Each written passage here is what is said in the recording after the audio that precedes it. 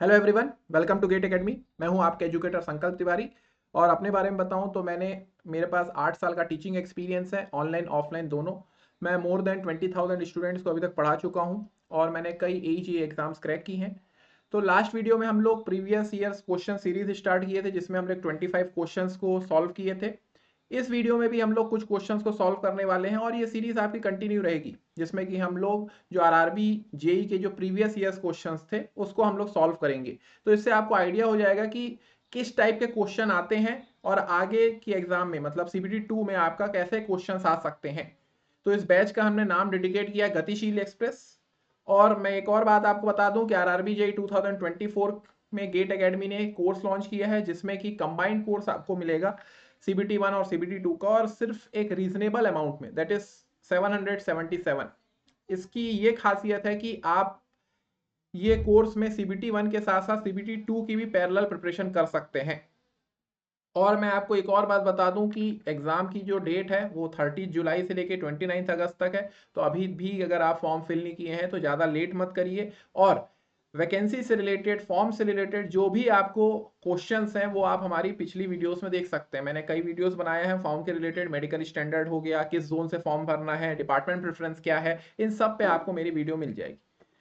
तो हम लोग डिस्कशन स्टार्ट करते हैं। ये सब क्वेश्चंस हम लोग कर लिए थे, तो लगभग 25 क्वेश्चन हमारे हो गए थे।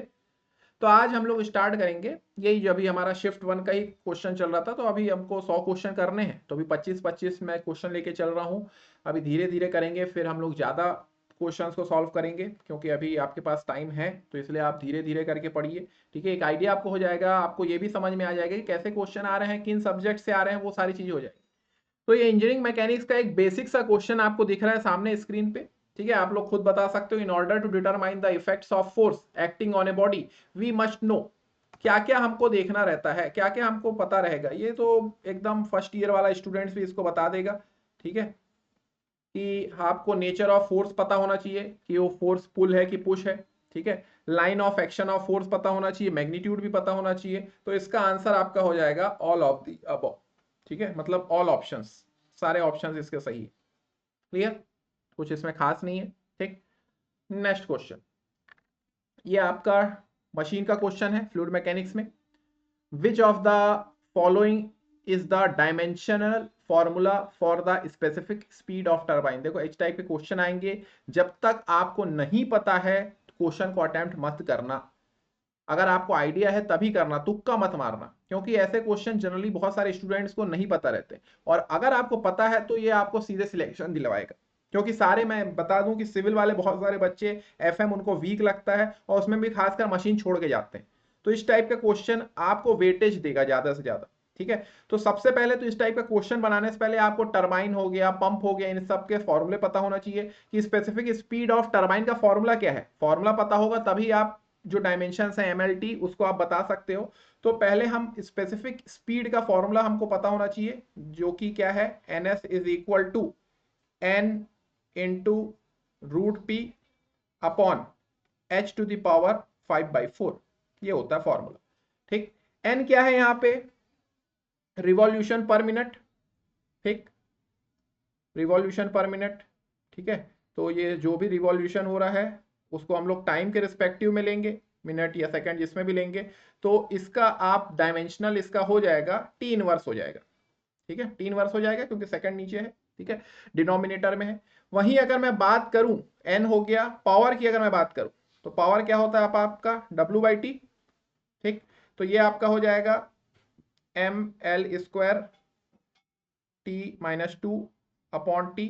तो इसको मैं ऐसे लिख सकता हूं mL² T-3।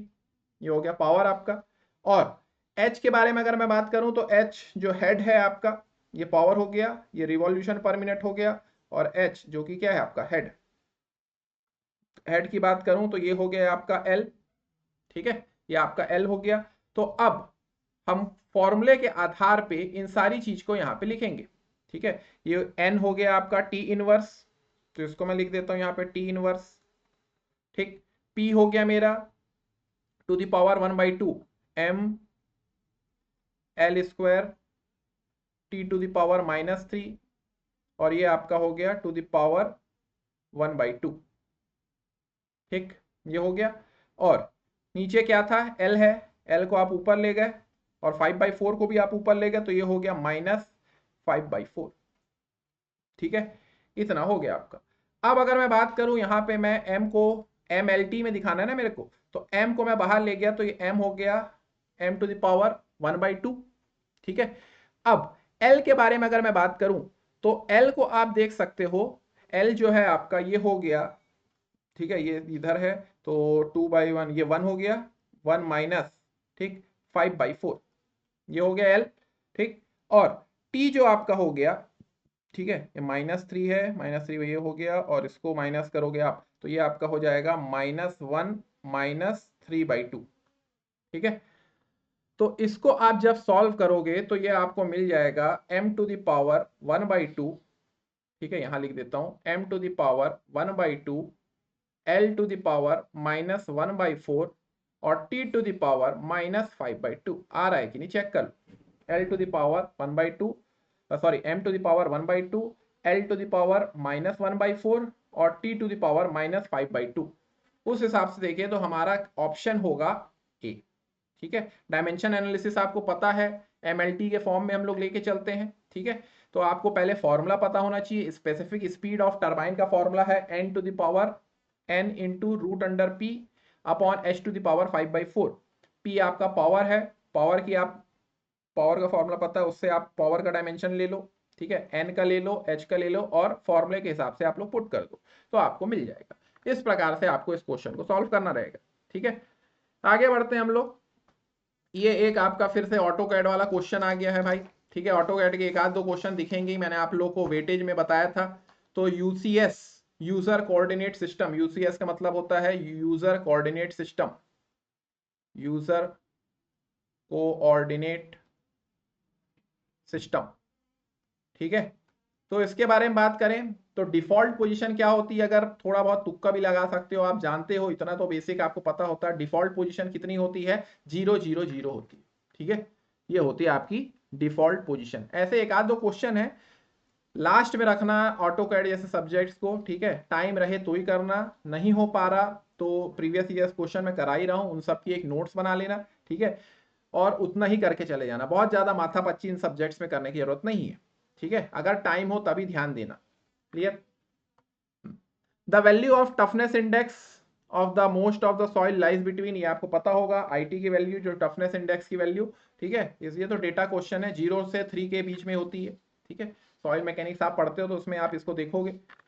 उसके बाद अगर मैं बात करूं नेक्स्ट क्वेश्चन, ये स्ट्रक्चर एनालिसिस का हो गया। ठीक है, फिक्स्ड एंड मोमेंट के बारे में बात हो रही है। क्या पूछ रहा है, in a fixed beam of span length L, एक फिक्स्ड बीम है जिसका स्पान लेंथ कितना है, एल है।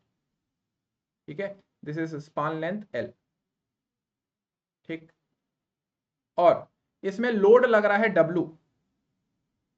ठीक है, एक कंसंट्रेटेड लोड लग रहा है डब्लू, जो कि इसको डिवाइड कर रहा है, एक तरफ क्या हो गया ए और एक तरफ क्या हो गया बी। डायरेक्ट फॉर्मूले हैं, आपको पता है इन सब के फॉर्मूले। तो इसका फिक्स्ड एंड मोमेंट क्या होगा, अगर मैं इसका फिक्स्ड एंड मोमेंट निकालूंगा तो ये इधर वाला हो जाएगा आपका -w, पास वाला जो होता है वो 1 होगा और दूर वाला b² हो जाएगा अपॉन l²। और ये वाला आपका क्या हो जाएगा, w पास वाला b a² अपॉन l²। ठीक है, ये दोनों आपके क्या हो गए, फिक्स्ड एंड मोमेंट हो गए। एक -WA b² अपॉन l² और एक हो गया +WB into a² upon l²। ठीक है, इसके ये बहुत इंपॉर्टेंट क्वेश्चन है, आते हैं फिक्स्ड एंड मोमेंट। ठीक है, वहीं आपको बताना है, अगर मैं बात करूं यूडीएल का, fixed end moment UDL, uniformly distributed load. ठीक, दोनों एंड कैसे हैं, फिक्स सपोर्ट है, तो इस केस में क्या हो जाता है, -WL² अपॉन 12 और ये हो जाता है +WL² अपॉन 12। वैसे अगर मैं बात करूं कंसंट्रेटेड लोड या पॉइंट लोड के बारे में, ठीक है, कंसंट्रेटेड लोड एकदम वो भी बीच में लग रहा है, सेंटर पे लग रहा है। ठीक है, W लग रहा है, तो ये हो गया -WL अपॉन 8 +WL अपॉन 8। ये है सब आपके फिक्स्ड एंड मोमेंट। ठीक है, तो उस हिसाब से ऑप्शन आपका क्या हो जाएगा, पहला होगा क्या, नहीं, दूसरा होगा क्या, नहीं। ठीक है, आपका ऑप्शन हो जाएगा D, WB² A upon l² and WA² B upon l²। ये आपका फिक्स्ड एंड मोमेंट हो जाएगा। क्लियर? ऐसे आपको इसका टेबल बना लेना। जितने भी इसके फॉर्मूले हैं बहुत इंपॉर्टेंट है, एग्जाम में आते हैं, एजे के एग्जाम में बहुत इंपॉर्टेंट हो जाता है। इसका टेबल आप बना लेना स्ट्रक्चर में। कुछ कुछ यूनिट हैं, ठीक है, उनको आप बेसिक्स पढ़ लेना, जैसे स्लोप एंड डिफ्लेक्शन में बताया, इनडिटर्मिनेसी बताया, ठीक है, स्ट्रक्चर से। उसके बाद डिस्ट्रीब्यूशन फैक्टर क्या होता है, रिलेटिव स्टिफनेस क्या होती है, स्टिफनेस क्या होती है, ठीक है, प्रिंसिपल ऑफ सुपरपोजिशन क्या होता है, इन सारी चीज को भी आप देख लेना। मोमेंट डिस्ट्रीब्यूशन मेथड किसके अंदर आता है, ठीक है, फोर्स मेथड क्या है, स्टिफनेस मेथड क्या है, डिस्प्लेसमेंट मेथड क्या है, ये सारी चीज को एक बार अच्छे से देख लेना। यहां से स्ट्रक्चर में पूछता है, थोड़ा बहुत ट्रस्ट के क्वेश्चन आप बना लेना, ठीक है, जो जीरो वो सब वाला है, मेंबर बताओ करके। और थोड़ा बहुत आप आर्च का बेसिक देख लेना क्या क्या है, ठीक है, बहुत ज्यादा डिटेल आपको जाने की जरूरत नहीं, ठीक।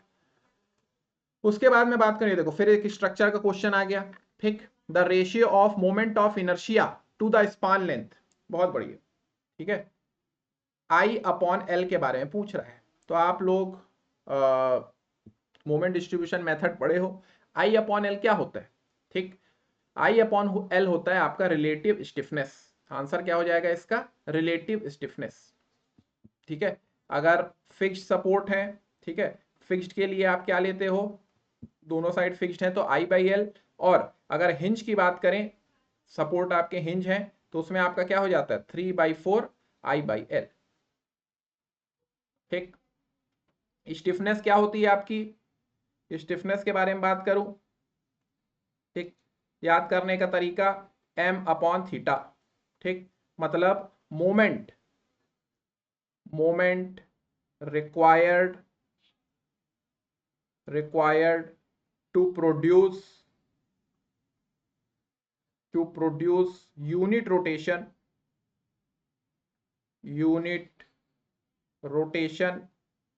at that joint, ठीक, ये होती है आपकी स्टिफनेस, ठीक है, moment required to produce unit rotation at that joint, उसको हम लोग स्टिफनेस बोलते हैं। और रिलेटिव स्टिफनेस क्या हो जाती है, moment of inertia upon span length. Fixed है अगर दोनों तरफ तो आपका आई बाई एल हो जाएगा, हिंज है तो 3/4 आई बाई एल हो जाएगा। एक और आ जाता है यहाँ पे आपको दिख रहा है distribution factor, DF. Distribution factor क्या होता है भाई, जो भी मेंबर है उस एक मेंबर का आप क्या निकाल रहे हो, स्टिफनेस, और बाकी सबका समेशन कर दोगे, बाकी सब जितने भी मेंबर हैं उनका स्टिफनेस को आप क्या कर दोगे, समेशन कर दोगे। ये भी क्वेश्चन आते हैं आपके, इसका न्यूमेरिकल भी बनते हैं, किसी एक मेंबर का आप स्टिफनेस ले लो और सबका समेशन कर दो, तो आपको डिस्ट्रीब्यूशन फैक्टर मिल जाएगा, ठीक है। कैरी ओवर फैक्टर, ठीक है, कैरी ओवर फैक्टर क्या होता है आपका, far end moment, far end moment upon near end moment, near end moment, ठीक है। तो ये भी आपको पता है, अगर फार एंड आपका क्या है, फिक्स्ड है, तो ये 1/2 हो जाता है, हिंज है तो 0 हो जाता है, ये भी आपको पता है। तो कैरी ओवर फैक्टर क्या होता है वो मैंने आपको बता दिया, स्टिफनेस क्या होता है, डिस्ट्रीब्यूशन फैक्टर क्या होता है, इन सबको अच्छे से देख लेना। रिलेटिव स्टिफनेस भी मैंने आपको बता दिया, न्यूमेरिकल भी यहाँ से बन सकते हैं। तो ये टॉपिक हो गया, यहाँ पे आप ले लो रिलेटिव स्टिफनेस, ठीक है, इसका आंसर हो जाएगा रिलेटिव स्टिफनेस। नेक्स्ट अगर मैं बात करूं, stress develop due to application of load suddenly, sudden load के बारे में बात हो रहा है, ग्रेजुअल नहीं, सडन लोड, ठीक, इस dash times that due to same load being applied gradually. तो जो स्ट्रेस डेवलप हो रही है by application of sudden loads, वो कितना टाइम ज्यादा होती है, तो वो आपकी होती है 2 टाइम्स, ठीक है, 2 टाइम्स ज्यादा होती है, ठीक है। ये आप लोगों ने स्ट्रेंथ ऑफ मटेरियल में पढ़ा होगा कि stress develop due to sudden, ठीक, इज इक्वल टू 2p/a, ठीक है, 2p/a। और ग्रेजुअल तो आप जानते हो p/a, तो ये जो सडन के कारण जो होती है टू, वो 2 टाइम्स आपकी ज्यादा होती है। ये भी देखो सॉम का क्वेश्चन आया है, सॉम भी बहुत इंपॉर्टेंट है, मैंने आपको बताया था। नेक्स्ट अगर मैं बात करूं, ठीक है, कि इफ ए बीम और कॉलम बिकम्स वीक और found to be insufficient, weak है या सफिशिएंट है, तो most effective way to increase its strength, तो इसकी स्ट्रेंथ बढ़ाने के लिए हम क्या करते हैं। तो ये रैंडम क्वेश्चन था, ऐसे भी आते हैं, तो आप अपनी इसको नोट्स में लिखते जाओ। इस प्रोसेस को बोलते हैं जैकेटिंग, ठीक है। ग्राउटिंग तो नहीं होगा, ग्राउटिंग क्या होता है आप जानते हो, माइक्रो कॉन्क्रीटिंग भी जानते हो, ठीक है। तो एक नया टर्म है, इसको अपनी नोट्स में लिख लो आप, जैकेटिंग। जैकेटिंग क्या होता है कि अगर बीम और कॉलम वीक हो रहे हैं, ठीक है, इनसफिशिएंट है, तो उस effective way to increase their strength, उसकी स्ट्रेंथ को बढ़ाने के लिए उसको हम बोलते हैं जैकेटिंग, ठीक। नेक्स्ट अपन बात करते हैं, ये एफएम का क्वेश्चन आ गया फिर। The head of water over the centre of orifice of A diameter, diameter आपको दिया है, ठीक है, डायमीटर दिया है आपको कितना, 20 mm, 20 mm, ठीक है, मतलब ये हो गया आपका 0.02 मीटर हो गया, ठीक। और actual discharge through orifice, actual discharge आपको दे दिया क्यू एक्चुअल, क्यू एक्चुअल आपको दे दिया है 0.85 लीटर पर सेकेंड, ठीक। और पूछ रहा है कोफिशिएंट ऑफ डिस्चार्ज बताओ, मतलब सीडी बताओ। तो आपको पता है भाई सीडी क्या होता है, कोफिशिएंट ऑफ डिस्चार्ज क्या होता है, Q actual upon Q theoretical, ये आपको पता है, ठीक है, एफएम में पढ़ते आए हो। अब क्यू एक्चुअल दे दिया है, क्यू थ्योरेटिकल निकालना है, तो क्यू थ्योरेटिकल निकाल लो, ए नॉट एरिया इंटू √2GH, ठीक। तो ए नॉट क्या हो गया, π/4 इंटू डी स्क्वायर, डी कितना दिया डायमीटर 0.02 का स्क्वायर, ठीक, इंटू √2 इंटू 9.81, ठीक, इंटू एच कितना दिया हुआ है 1 मीटर, 1 मीटर। तो इसको आप सॉल्व करो, ये आ जाएगा आपका 1.38 इंटू 10⁻⁻3, ठीक, मीटर क्यूब पर सेकंड। तो इसको लीटर में लेके आ जाओ, तो ये हो गया आपका 1.38 लीटर पर सेकंड, ठीक है। तो यहाँ पे आप पुट कर दो, क्यू एक्चुअल कितना आया है आपका, क्यू एक्चुअल है 0.8 दिया हुआ है, और ये आया है आपका कितना 1.38, ये आया है आपका 1.38। तो इसको सॉल्व करो, आंसर आपका आ रहा है 0.615, this is your answer, this is your answer. ऐसे क्वेश्चन भी आपसे बन सकते हैं एग्जाम में, ठीक है। तो आपसे पूछा था कोफिशिएंट ऑफ डिस्चार्ज, तो ये है Q actual upon Q theoretical, तो मैंने क्यू एक्चुअल दिया हुआ है, क्यू थ्योरेटिकल निकाला मैंने, और साथ में मीटर क्यूब यूनिट कन्वर्जन बहुत इंपॉर्टेंट है, वो आप देख लेना, आंसर आपके सामने, ठीक है। नेक्स्ट अपन बात करते हैं, if the soil is of expensive type like black cotton soil, the best foundation type is. तो ये आपको सबको पता है, जियोटैग आप लोग पढ़ते आए हो। कौन सा पाइल हम लोग यूज करते हैं जब ब्लैक कॉटन सॉइल है, हम लोग यूज करते हैं अंडर रीम्ड पाइल, ठीक है। बेटर पाइल क्या होता है, एंड बेरिंग पाइल क्या होता है, फ्रिक्शन क्या होता है, ये सब आपको पता होगा, नहीं पता होगा तो मैं नेक्स्ट वीडियो में आप लोग को बता दूंगा, ये सब बेटर पाइल, इन सब के बारे में देख लेना अच्छे से, इनसे भी क्वेश्चन बनते हैं। ब्लैक कॉटन सॉइल में अंडर रीम्ड पाइल यूज होता है, ठीक। ये एक नया क्वेश्चन है, ठीक है, वैसे तो इन्वायरमेंट का क्वेश्चन है। तो रिवर्स ऑस्मोसिस में किस टाइप का फिल्ट्रेशन टेक्निक यूज होती है, इसको आप नोट कर लेना, ऐसे नए नए क्वेश्चन दिखे, रैंडम क्वेश्चन दिखे तो अपनी नोट्स में नोट करते जाओ। रिवर्स ऑस्मोसिस में यूज होती है क्रॉस फ्लो फिल्ट्रेशन सिस्टम। कौन सा यूज होता है, cross flow filtration system use होता है, नोट कर लेना, ठीक। नेक्स्ट अगर हम बात करें, ये ट्रांसपोर्टेशन का क्वेश्चन हो गया। The rear wheels do not follow the same path as that of front wheels. This phenomena is called, ठीक है, आपका जो फ्रंट व्हील जिस तरफ जा रहे हैं, जो आपके रियर व्हील है वो उसको अगर फॉलो नहीं करते तो उसको हम क्या बोलते हैं, ठीक है। ये खासकर कब होता है, कर्व में होता है, ठीक है, कर्व में होता है। वैसे तो स्ट्रेट रोड में क्या है, आपके फ्रंट व्हील जिस तरफ जा रहे हैं आपके रियर व्हील भी उधर ही जाएंगे, मगर जैसे ही कर्व आती है तो वहां पे क्या होता है, वहां पे आप देखोगे कि आपका जो फ्रंट व्हील है वो ऐसे, मतलब जो फ्रंट एक्सल है वो इधर जा रहा है और बैक इधर हो जा रहा है, ठीक है। ये क्यों होता है, रिजिडिटी ऑफ व्हील बेस के कारण होता है, और इस फेनोमेना को हम बोलते हैं ऑफ ट्रैकिंग। इस फेनोमेना को हम क्या बोलते हैं भाई, ऑफ ट्रैकिंग, ठीक है। क्या है फॉर्मूला ऑफ ट्रैकिंग का, ऑफ ट्रैकिंग का फॉर्मूला होता है L² अपॉन 2R।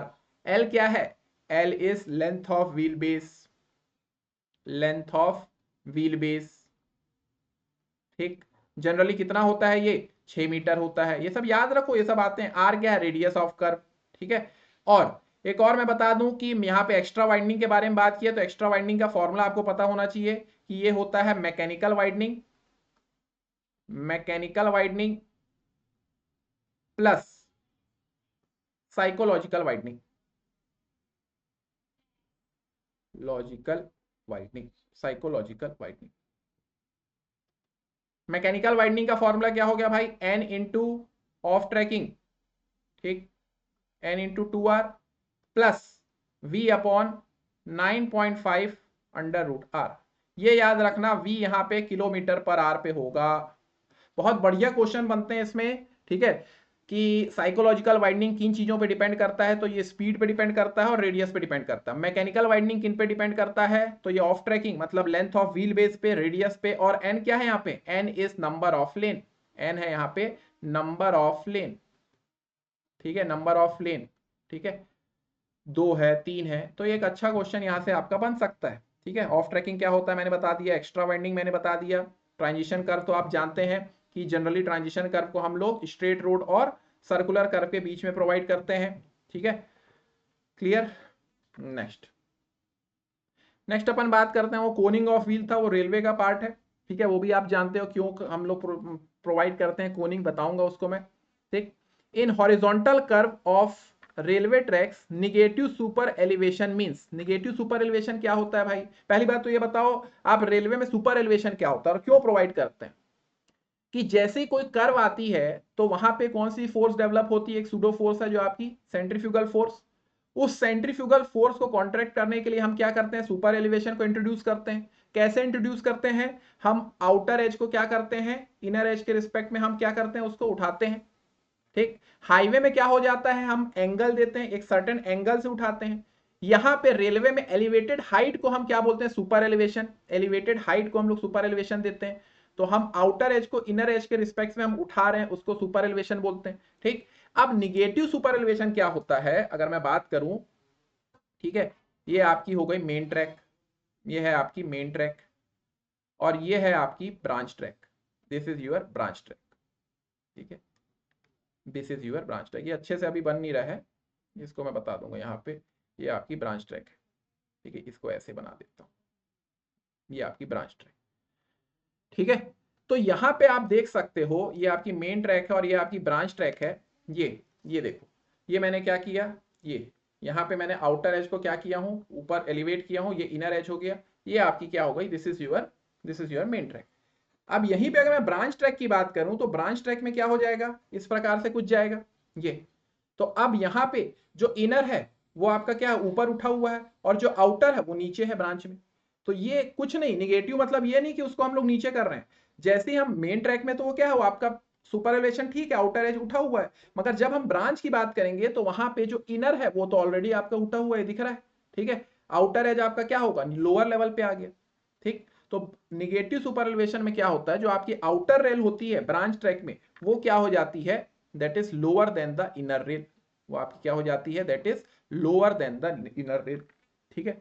इसका बहुत बढ़िया कॉन्सेप्ट है, मैं आपको बता दूंगा, ठीक है। इसका टॉपिक पे हम लोग बात करेंगे, जिसको भी कुछ रेलवे में अगर डाउट वगैरह है तो पूछ सकते हैं, उस पर हम लोग कुछ टॉपिक्स आपको अगर नहीं समझ में आते तो उस पर एक वीडियो लेके आ जाएंगे, पॉइंट एंड क्रॉसिंग इस टाइप के अगर आपको डाउट है तो उस पर हम लोग एक वीडियो ले आएंगे, ठीक है। तो आपको बात समझ में आई, ये आपका मेन ट्रैक हो गया। मेन ट्रैक में तो आपका आउटर जो रेल है वो आपकी क्या है, ऊपर है, ठीक है। और ब्रांच ट्रैक में क्या हो जाता है, आउटर रेल आपकी क्या हो जाती है, नीचे चली जाती है, ठीक है, लोअर लेवल पे रहती है, क्यों, क्योंकि इनर आपकी ऑलरेडी ऊपर है, ठीक है, उसको हम लोग निगेटिव सुपर एलिवेशन बोलते हैं, ठीक। तो इसका आंसर क्या हो जाएगा, outer rail is at a lower level of inner rail. Next हम बात करते हैं the hardest among the natural stones listed, आप लोग बता दोगे, बिल्डिंग मटेरियल का क्वेश्चन है स्टोन का, ठीक है। हार्डेस्ट क्या होगा भाई सब में, लाइमस्टोन होगा क्या, नहीं। स्लेट होगा क्या, नहीं। मार्बल होगा क्या, नहीं। ग्रेनाइट होगा, granite is your hardest, hardest होता है। एक और आपको चीज बताना है, ग्रेनाइट किस प्रकार की रॉक के अंदर आता है, ये इग्नीशियस रॉक के अंदर आता है, इग्नीशियस रॉक। मार्बल किसके अंदर आता है, मेटामॉर्फिक, मेटामॉर्फिक, ये सब आपको देखना है, मेटामॉर्फिक क्या होती है, इग्नीशियस क्या होती है, जो लावा से निकलती है इग्नीशियस हो गई, उसके बाद जो ट्रांसपोर्ट होती है, डिपॉजिट होती है, अपहिल होती है, वो सब आपकी सेडिमेंट्री, लाइमस्टोन किस में आता है, सेडिमेंटरी में आता है, सेडिमेंटरी रॉक में आता है, ये सब आपको देखना है, ठीक है। मेटामॉर्फिक क्या होता है, केमिकल या टेम्परेचर के कारण चेंजेस आते हैं रॉक्स में तो उसको मेटामॉर्फिक बोलते हैं, उसका मार्बल एग्जांपल है। तो इसका आंसर क्या हो जाएगा, हार्डेस्ट कौन सा सबसे ज्यादा, ग्रेनाइट, ठीक। Next, which method is adopted to develop an approximate or conceptual estimate for perimeter works for building from the following, ठीक है। तो ये अलग अलग आपके एस्टिमेशन एंड कॉस्टिंग का क्वेश्चन है। आप जानते हैं कुछ अप्रॉक्सीमेट मेथड होते हैं, कुछ डिटेल एस्टिमेट होते हैं। अप्रॉक्सीमेट में बहुत सारे प्लिंथ में हो गया, कारपेट हो गया, ठीक है, सर्कुलेशन हो गया, फ्लोर एरिया मेथड हो गया, ये अलग अलग अप्रॉक्सीमेट में आ जाते हैं। ठीक है, आपका क्यूबिकल मेथड हो गया, ठीक है, ये बहुत सारे आपके आ जाते हैं। तो इसका आंसर अगर मैं बात करूं तो ये आपका हो जाएगा cost per linear meter method. This is your answer. ठीक है, cost per linear meter method, ये आपका आंसर हो जाएगा। ठीक है, तो अलग अलग अप्रोक्सीमेट एस्टिमेट होते हैं, ठीक है, उसमें मैंने बताया आपको, ये इसका आंसर हो जाएगा।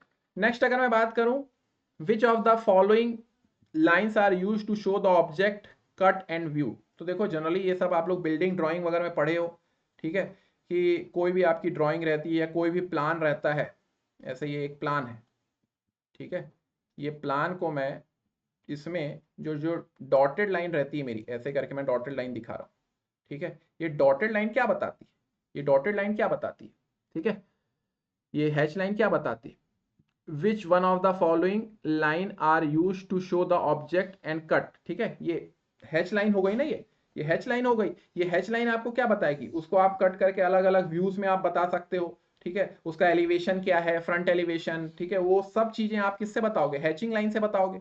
ये हैचिंग लाइन, ये कौन सी लाइन है, हैचिंग लाइन, पढ़े हो आप लोग बिल्डिंग ड्राइंग वगैरह में, this is your hatching line. Clear, hatching line इस प्रकार से बताते हो। तो वही क्वेश्चन पूछ रहा है, which of the following line are use to show the object is cut and then viewed. ठीक है, उसको कट करके आप अलग से देख रहे हो, अलग अलग सेक्शन में, क्रॉस सेक्शन में आपको देखना है, अलग अलग एलिवेशन में देखना है प्लान को, तो हैचिंग लाइन आप यूज करते हो। ठीक, ये भी आपका देखो बिल्डिंग ड्राइंग का क्वेश्चन हो गया। उसके बाद, to ensure that compression flange of a beam is restrained from moving laterally the cross section must be। अब आप लोग बीम में, स्टील में आप लोग अलग अलग चीज पढ़े हो, जैसे कि प्लास्टिक सेक्शन हो गया, जैसे कि कॉम्पैक्ट हो गया, कॉम्पैक्ट हो गया, ठीक, जैसे कि सेकंड आप थर्ड आपका हो गया, थर्ड हो गया सेमी कॉम्पैक्ट, सेमी कॉम्पैक्ट, और एक आपका हो गया स्लेंडर। ये आप लोग पढ़े होगे अलग अलग चीजें, स्लेंडर। यहां पे अगर मैं बात करूं इसके उसके बारे में, ग्राफ के बारे में, तो आप देखे होगे कि इस तरफ आपका मोमेंट रहता है, ठीक है, ये यील्ड मोमेंट हो गया, ये प्लास्टिक मोमेंट हो गया, ठीक, और ये आपका कर्वेचर हो गया। मोमेंट और कर्वेचर के बीच में ये कर्व, ये ग्राफ है आपका, ठीक है, मोमेंट ऑफ कर्वेचर के बीच में ये ग्राफ है आपका। तो ये कुछ इस प्रकार से बनता है, ये ऐसा, ठीक है, ये ऐसा बनाया मैंने, ये ऐसा, ये ऐसा, और ये ऐसा। ये वाला पोर्शन आपका हो गया plastic, this is your plastic. ये आपका हो गया कॉम्पैक्ट, कॉम्पैक्ट। ये आपका हो गया, ये वाला पोर्शन जो है, this is your semi compact, semi compact, ठीक। ये आपका हो गया slender, this is your slender, ठीक। तो प्लास्टिक में आप देख सकते हो यहां पे प्लास्टिक मूवमेंट डेवलप हो रही है, ठीक, और ये रोटेशन को भी अलाउ करता है प्लास्टिक। कॉम्पैक्ट में प्लास्टिक मूवमेंट भी डेवलप हो रही है, ठीक है, प्लास्टिक मूवमेंट तो डेवलप हो रही है, ठीक, मगर ये रोटेशन को अलाउ नहीं करता, ठीक है, जो उसका मेम्ब्रेन है उसमें रोटेशन को अलाउ नहीं करता, ठीक है। और अगर मैं इसकी बात करूं सेमी कॉम्पैक्ट की, तो सेमी कॉम्पैक्ट में yield moment, plastic movement develop नहीं होती, यहां पे यील्ड मोमेंट डेवलप होती है, प्लास्टिक मूवमेंट डेवलप नहीं हो पाती। और स्लेंडर की बात करूं तो ये यील्ड मोमेंट तक ही नहीं पहुंच पा रहा, यील्ड मोमेंट तक ही नहीं पहुंच पा रहा, ठीक। तो उस हिसाब से अगर मैं बात करूं, to ensure that compressive flange of beam is restrained from moving laterally, ठीक, तो क्रॉस सेक्शन कैसा होना चाहिए, the cross section must be plastic. कैसा होना चाहिए, प्लास्टिक होना चाहिए, ठीक है। अलग अलग प्रकार की बीम होती है आपकी, laterally supported beam, laterally unsupported beam. तो अगर लेटरली सपोर्टेड में क्या होता है, कंप्रेशन फ्लैंज आपका क्या रहता है, पूरा रिस्ट्रेंड रहता है, उसमें कोई मूवमेंट नहीं होना चाहिए, ठीक। तो वो जो होती है, to ensure that compression flange of a beam is restrained from moving laterally, the cross section कैसा होना चाहिए, प्लास्टिक होना चाहिए। कैसा होना चाहिए, प्लास्टिक होना चाहिए। मैंने कुछ उसके बारे में बता दिया, प्लास्टिक क्या है, कॉम्पैक्ट क्या है, सेमी कॉम्पैक्ट क्या है, सिलेंडर क्या है, इन सबको एक बार आप देख लेना। नेक्स्ट अगर हम बात करें, इरिगेशन का क्वेश्चन आपको दिख रहा है, ये मैंने बताया था, कैनल ड्रॉप, कैनल फॉल्स, इन सब से क्वेश्चन आता है, ठीक है। The falls which is used to minimize the disturbance and water impact at the fall is called, ठीक है। अब यहाँ पे आंसर इसने ऑगी फॉल लिया है, एक बार आप इसको इसको हम लोग देख लेंगे, ठीक है। रेलवे के आंसर की में। मगर मैं कुछ कुछ आपको यहाँ पे बता दूं कि इंग्लिश फॉल क्या होता है, ये सब आप लोग देख लेना, ठीक है। इंग्लिश फॉल, ठीक है। देखो कैनल फॉल को हम लोग दो प्रकार की चीजों से पता करते हैं, एक डिस्चार्ज हो गया और एक ड्रॉप हाइट हो गया, ठीक। English fall all type of discharge के लिए यूज होता है, ऑल टाइप ऑफ डिस्चार्ज, सब प्रकार के डिस्चार्ज, ठीक। और ड्रॉप हाइट यहां पे जो रहती है आपकी, ड्रॉप हाइट, ठीक, that is more than 1.5 metre, 1.5 metre से ज्यादा होती है। शारदा फॉल के बारे में बता दूं, Sarda fall, simple fall, Sarda type fall, ठीक।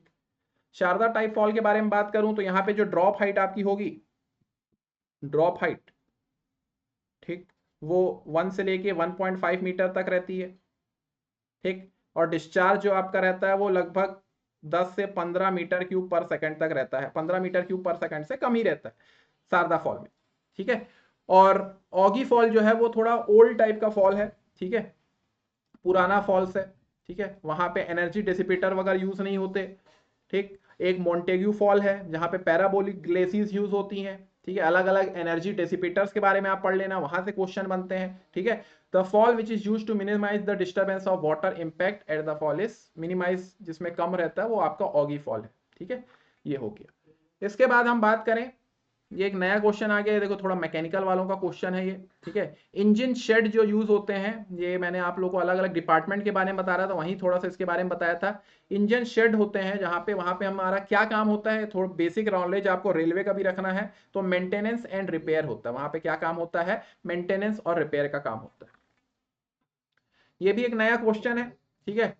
कौन सा क्लास आएगा फॉर मल्टीकास्टिंग, मल्टीकास्टिंग के लिए हम लोग क्लास डी यूज करते हैं। ये कुछ रैंडम क्वेश्चन है, ये सब आएंगे ऐसे रेलवे में, आप एक्सपेक्ट करके चलो, ठीक है। इसलिए मैं बोल रहा हूँ जो जो टॉपिक से ज्यादा क्वेश्चन आते हैं जिन सब्जेक्ट से, उनको अच्छे से तैयार करो, ठीक है। आप यहाँ पे हर क्वेश्चन नहीं कर सकते, कुछ नए नए क्वेश्चन भी आते हैं, आपको नोट्स बनाने पड़ेंगे। In building estimation the specification are classified as, तो आप जानते हो दो प्रकार के होते हैं, एक जनरल होता है और एक डिटेल्ड स्पेसिफिकेशन होता है, ठीक है। एस्टिमेशन एंड कॉस्टिंग का क्वेश्चन है ये। तो एक आपका होता है जनरल और एक होता है detailed, general and detailed specification, clear. Next अपन बात करें, ये सर्वे का क्वेश्चन आ गया आपका। दो प्रकार के कंपास होते हैं, एक सर्वेयर कंपास और एक प्रिज्मेटिक कंपास, ठीक। तो अगर मैं बात करूं, ये किसके बारे में बात कर रहा है, zero of the graduated circle for a prismatic compass, ठीक। पहली बात तो आप मेरे को ये बताओ, सर्वेयर कंपास, सर्वेयर कंपास और प्रिज्मेटिक कंपास के डिफरेंस जानते हो कि नहीं, बहुत इंपॉर्टेंट है, यहां से क्वेश्चन बनते हैं, इंटरव्यू में भी बनते हैं, ठीक है। बेसिक है, यहां से आपको पता होना चाहिए। सर्वेयर कंपास रिड्यूस बेरिंग के बारे में बात करता है, ठीक, रिड्यूस बेरिंग, अलग अलग क्वाड्रेंट के बारे में बात करता है। और ये होल WCB के बारे में बात करता है, फोर सर्कल बेरिंग के बारे में बात करता है, फोर सर्कल बेरिंग के बारे में बात करता है, ठीक। यहाँ पे इनग्रेव्ड और इरेक्टेड होता है, ये इनग्रेव्ड और इन्वर्टेड होता है। यहाँ पे अगर मैं बात करूं तो ये अलग अलग क्वाड्रेंट बेरिंग है, तो यहाँ पे अगर इसको हम देखें तो यहाँ साउथ में 0 होगा, ठीक। और ये आपका हो गया नॉर्थ में भी 0 होगा, ये ईस्ट में आपका 90 होगा, ठीक। और ये वेस्ट में आपका 90 होगा, ठीक है। इस प्रकार से रहता है होल सर्कल बेरिंग, क्योंकि रिड्यूस बेरिंग के बारे में बात करता है, तो यहाँ पे जो डायरेक्शंस है वो कुछ आपके ऐसे रहते हैं। वहीं अगर मैं होल सर्कल बेरिंग की बात करूं तो ये 0 से लेके 360 तक रहता है। यहाँ पे भी साउथ में आपका 0 रहेगा, ठीक है, क्योंकि आपको रीडिंग ऐसे चेक करना है, तो ये ऐसे चलेगा। फिर वेस्ट में आपका 90 डिग्री रहेगा, फिर ये आपका नॉर्थ में 180 डिग्री रहेगा, ठीक है। और ये फिर आपका ईस्ट में आपका हो जाएगा 270 डिग्री, ठीक है। ऐसा आप पुट करोगे तभी तो आपको, जब मिरर है ना वहां पे, जब उसमें आप देखोगे तो तभी तो आपको नॉर्थ में 0 दिखेगा, फिर आपको 0, ठीक, 90, फिर 180, फिर 270, 360, इस प्रकार से दिखेगा। ये हो गया प्रिज्मेटिक के बारे में, ठीक है। तो जनरली हम लोग प्रिज्मेटिक यूज करते हैं क्योंकि यहाँ पे दोनों चीजें, साइटिंग और ये सारी चीजें आपकी रीडिंग और साइटिंग एक साथ हो जाती है, ठीक है। इसको अच्छे से डिटेल में पढ़ लेना, अच्छे क्वेश्चन बनते हैं। तो यहाँ पे आंसर क्या हो जाएगा, the zero of graduated circle of A prismatic compass. Zero कहां पे होगा प्रिज्मेटिक कंपास में? तो देखो दोनों सर्वेयर और प्रिज्मेटिक दोनों में साउथ में देख सकते हो, साउथ एंड में क्या है आपका जीरो है, साउथ एंड में जीरो है। क्लियर? उसके बाद में the first of the major environment protection act to be promulgated in India. ये देखो एक अच्छा क्वेश्चन है। ऐसे क्वेश्चन आया तो देखो जब तक पता नहीं हो तो तुक्का मत मारना। सब लोग इसमें इन्वायरमेंट एक्ट मार के आए थे, मगर इन्वायरमेंट एक्ट आपका कब आया है? आप सब लोग जानते हो ये इन्वायरमेंट एक्ट आया आपका 1986 में। ठीक है। नॉइज पॉल्यूशन के बारे में बात करूं, ये आपका 2000 में आया नॉइज पॉल्यूशन। ठीक। और अगर मैं एयर एक्ट के बारे में बात करूं, ये 1981 में आया एयर एक्ट। और वाटर एक्ट के बारे में बात करूं तो ये आपका 1974 में आया। तो इसका आंसर हो जाएगा वाटर एक्ट। क्लियर? नेक्स्ट मैं बात करूं in an aircraft the fuselage include. तो फ्यूजलेस क्या इंक्लूड करता है? आप एयरपोर्ट में अगर पढ़ोगे इसको तो पैसेंजर चेंबर भी आ जाता है, टेल भी आ जाता है, पायलट्स केबिन भी आ जाता है, सारी चीज आ जाती है। मतलब all of the options are correct. Clear? सारे ऑप्शंस इसमें आ जाएंगे। नेक्स्ट हम देखते हैं ये टाइक्योमेट्री सर्वे का क्वेश्चन है आपका। तो यहाँ पे आप टाइक्योमेट्री में एक फॉर्मूला जानते हो। ठीक है। If the intercept of an vertical staff is, S की वैल्यू दे दी है भाई यहाँ पे। नहीं तो जनरली क्वेश्चन में क्या होता है, आपको इंटरसेप्ट नहीं देता, आपको दो स्टाफ रीडिंग दे देता है, S1 और नीचे वाली, ऊपर और नीचे वाली। तो आपको दोनों को माइनस करके स्टाफ इंटरसेप्ट निकालना पड़ता है। क्लियर? और क्या दिया है आपको? Tacheometer and the horizontal distance between tacheometer and staff reading, मतलब डी के बारे में पूछ रहा है। और आपको फॉर्मूला पता है लेवल ग्राउंड के लिए, के एस प्लस सी होता है। के क्या होता है भाई? यहाँ पे मल्टीप्लाइंग कांस्टेंट होता है, मल्टीप्लाइंग कांस्टेंट होता है, ये पता है आपको। और ये मल्टीप्लाई कांस्टेंट को हम लोग और कैसे लिखते हैं? F by I. इसकी वैल्यू एनालिटिकल जो आपका टाइकोमीटर रहता है उसके लिए इसकी कितनी हो? जनरली 100 होती है। ठीक। सी क्या होता है आपका? एडिटिव कांस्टेंट होता है, एडिटिव कांस्टेंट होता है। ठीक। सी आपका क्या होता है? एफ प्लस आई। और जनरली इसकी वैल्यू 0 होती है। किसके लिए? एनालिटिक टाइक्योमीटर, टाइक्योमीटर। ठीक। तो उसमें के की वैल्यू कितनी होती है? 100 होती है। सी की वैल्यू कितनी होती है? 0 होती है। नहीं तो आपको क्वेश्चन में दिया रहेगा ये वैल्यू। तो उस हिसाब से हम यहाँ पे देखें तो के कितना हो गया? 100 नहीं दिया है तो 100। एस आपका हो गया 0.75 प्लस सी नहीं दिया है तो 0। तो ये आपका कितना हो गया? 100 इंटू 0.75, ये आपका आ गया आंसर 75 मीटर, 75 मीटर। ठीक है। 75 मीटर आंसर क्या हो जाएगा? 75। क्लियर? तो ऐसे क्वेश्चन आप देख सकते हो एसएससी जेई में भी ये क्वेश्चन आते रहते हैं। ये बहुत इंपॉर्टेंट फॉर्मूला है, डी इज इक्वल टू के एस प्लस सी। यहाँ पे भी आप देख सकते हो, यहाँ पे भी क्वेश्चन आया था। इस टॉपिक को टाइक्योमेट्री को तो करके जाना, लेवलिंग, टाइक्योमेट्री, ठीक है, कंपास सर्वे, लीनियर मेजरमेंट, ये सब टॉपिक से आते हैं क्वेश्चन। ठीक है। तो ये थे आज के हमारे 25 क्वेश्चन। अब कल भी हम लोग कुछ 25 क्वेश्चन करेंगे, जो अभी हमारा 100 क्वेश्चन हुए नहीं है। ठीक है। तो बने रहिए इस वीडियो में। जो भी आपके डाउट्स हैं उसको आप नीचे कमेंट सेक्शन में डाल सकते हो। हमारी ये पीवाईक्यू की सीरीज लगी रहेगी, इंपॉर्टेंट कॉन्सेप्ट भी लाऊंगा। मेरे तरफ से पूरा आपको सपोर्ट रहेगा। बस आपको करना क्या है, ज़्यादा से ज़्यादा लोगों तक आप इस वीडियोस को भेजिए। ठीक है।